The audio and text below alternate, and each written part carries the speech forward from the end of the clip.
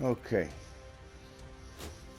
so what I want to do today is just give a quick walkthrough that hopefully makes sense to people, because there's a lot of contradictory information out there about the best way to set up training tanks for crew. So we're just going to watch this Commander XP load up. There you go. That's the interesting part. Okay, so you may have just been watching that and paying note to what was going on with the Commander progress.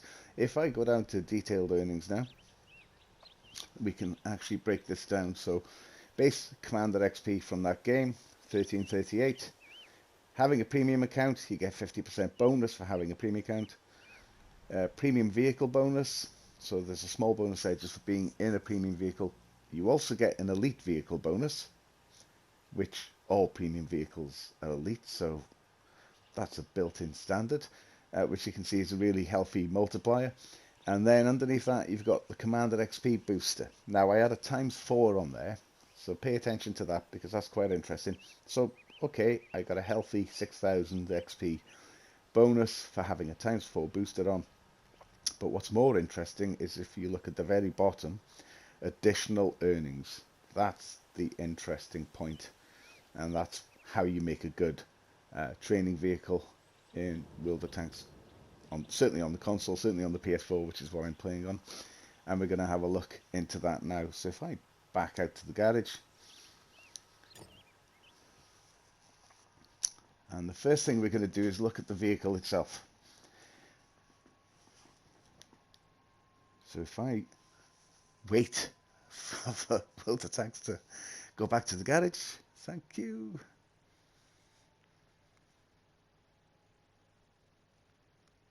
Really taking its time there. Okay, so we're back in the garage. So if I just press the square button now to go into the loadout, and then if I press triangle, you'll see at the bottom of the screen there, you've got detailed stats.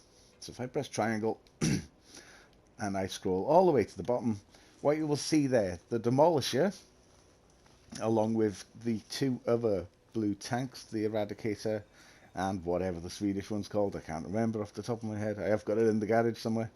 You'll see a very healthy bonus there for Commander XP, 175, so 175% XP bonus for playing in the Demolisher. So that's a starting point. Now, there are 3 blue tanks that have that 175, and there are a couple of other tanks that have a really good bonus, particularly the World War II tanks.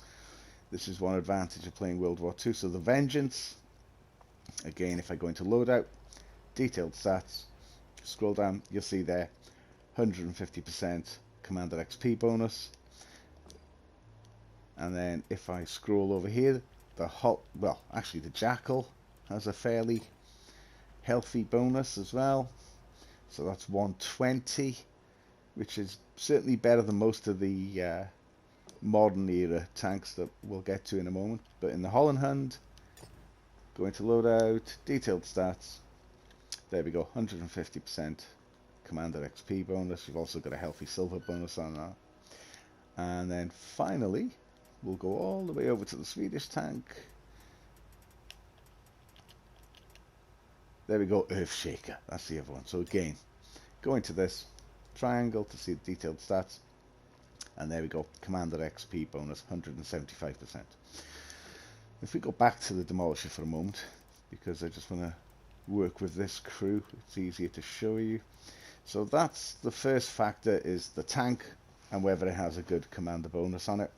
If we go into loadout again now, and we go down to consumables, and we go to enhanced rations, you'll see immediately there on the right hand side 10% commander XP bonus.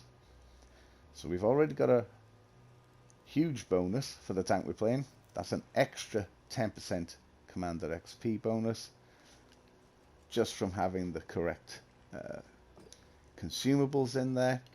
And then finally there's the commander themselves. So if we go to the commander, and you'll see there, because they're a 3-star commander, and I'll show you that in a moment, 130% earn rate for commander XP. So we've got 170 for the tank, we get the 10% bonus for the consumables for the enhanced rations. We got 130% because we're using a 3-star commander, and all of these things add up to give us a really healthy bonus. Now with we've gone out. Typical. Okay, so with commanders, let's just go into commanders for a second. If we go down to recruit, if you don't have a 3, you can see here I got a 3-star, a 2-star, a few 1-star commanders. If we go to recruit commander, you will see we have 3 stars, 2 stars and 1 star. And if you watch on the right hand side, doesn't matter which commander we're looking at, 3-star commanders earn rate 130, 2-star commanders earn rate 115, and then 1-star commanders is just a standard 100%. So that's just like any other commander. If you've got old 2D commanders from playing World of Tanks over the past few years, you get the same thing. You can get 3-star that 2D commanders, and that's another way to do it, I guess. They give away a lot of commanders sometimes. And in fact, if I just go and have a look at my commanders, let's have a look if we've got one of those guys. So we've got 2-star. Ah, there we go. Cool. Pattern of 3-star. There you go. As you can see, earn rate 130%. So you add those things together, and you will get a really healthy commander XP bonus. It's a really good way to train crews. And then the beautiful thing is, once you've got, say, 5 or 6 skills, which is good enough for anybody to be running around with, what we can do is we can go to our commander, go to skills, and then you'll see this lovely option at the bottom, skill swap.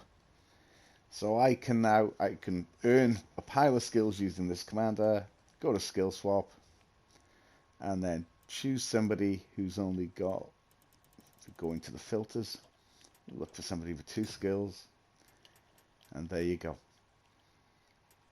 And what happens is, for swapping skills over, you get charged 5,000 silver per skill slot. So the maximum you'll pay is 45,000 to switch out a completely trained commander with a fresh starter like one of these guys, and you can just keep churning and churning and churning. So I hope that's been helpful to some of you guys.